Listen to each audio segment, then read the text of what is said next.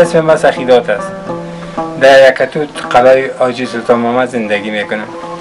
ما خودم فعلا تکلیف قلبی دارم، کار کردن نمیتونم. اینمی بچه‌کم هست، اینمی بچه‌کم. اینمی کار میکنه و خانمم.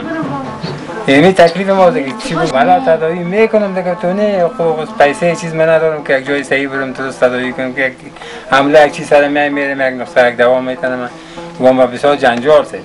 نمیتونم. 7 نفر ناخود است. بچه‌ها که من مکتب میخونه بعد از وقت پیش از وقت اینمی کراچی‌گونی میکنه. مادرم کلاشویی میکنه، خودمون کاتش میرم بعد از وقت خودم رنگایی میکنم. استاد پسیر مالی روماتیزم پیدا کرد و نام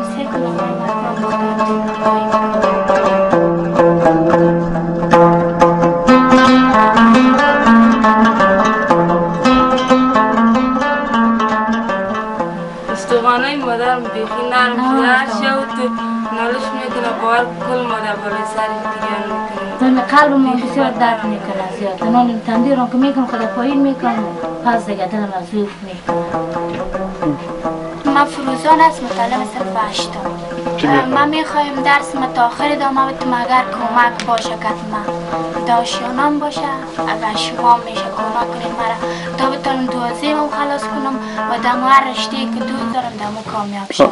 برازی دیگه چی بگویم که روزگار خراب است، مشکلات ما زیاد است، کرای خانه ما هست. از خاطر نمی من نانبایی کردم. یعنی نمیکردم قبل در مکریانا کار میکردم، یک کالاشویی میبود، یک خانه پاکی میرفتم.